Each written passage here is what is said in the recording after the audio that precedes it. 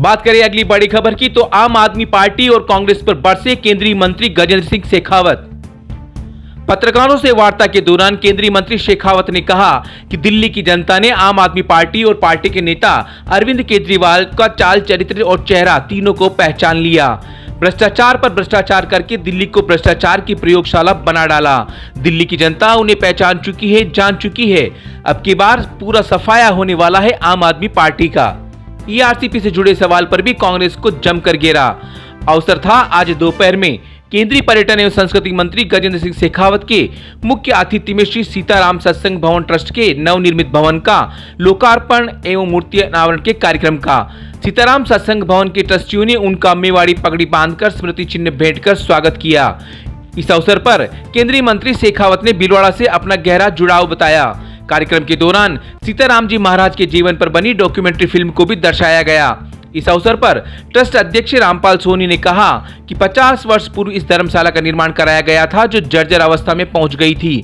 3600 square feet पर लगभग 10 करोड़ की लागत से बनी इस धर्मशाला में 21 एसी कमरे व 21 नॉन एसी कमरे, डाइनिंग हॉल, खाने के लिए अत्याधुनिक किचन व्यवस्था है जहां उपचारित रोगियों के परिजनों को ठहरने की सुविधा मिलेगी।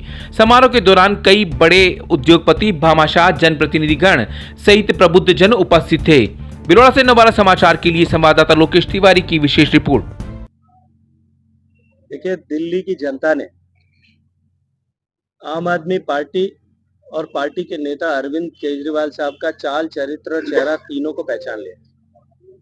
जो आदमी मफलर ओढ़ करके छींकते और खांसते हुए आया था और ये कहता था कि मैं राजनीतिक दल नहीं बनाऊंगा, सिर्फ भ्रष्टाचार के विरुद्ध आंदोलन खड़ा कर रहे हैं हम लोग, उसने अन्ना हजारे को धोखा दिया, राजनीतिक पार्टी बनाई।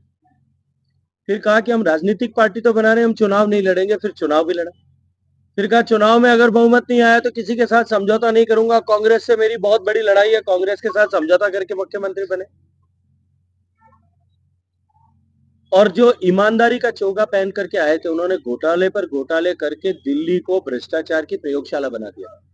दिल्ली की जनता पहचान चुकी है, जान चुकी है और अब की बार संपूर्ण सफाया आम आदमी पार्टी का होने वाला है। ये जो बयान आ रहे हैं, ये बौखलाहट और खिसियाट के चलते हुए आ रहे हैं। मुझे डोटासरा साहब की समझ पे तरस आता है, क्योंकि ईआरसीपी बनाना वो तौलिया हिलाने जैसा काम नहीं है, वो टेक्निकल काम। और आज ईआरसीपी अगर 5 साल लेट हुई है, उसमें गोविंद सिंह डोटासरा की पार्टी और उनके मुखिया अशोक गहलोत साहब उसके प्राथमिक रूप से और पूर्ण रूप से दोषी है। 5 साल तक निरंतर मेरे आग्रह के बावजूद भी, बार बार प्रयास के बावजूद भी, उन्होंने अपने राजनीतिक स्वार्थ के लिए इस ईआरसीपी को लटकाने, भटकाने, अटकाने का काम किया।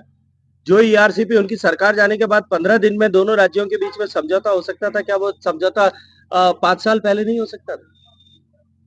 जिन्होंने पाप किया है, मैं तो ये कहूंगा कि गोविंद सिंह डोटासरा साहब को और उनकी पूरी कैबिनेट को, जो इस पाप के सहभागी थे, उनको जाकर के इस कुंभ में स्नान करना चाहिए, कुछ मुक्ति मिल जाएगी।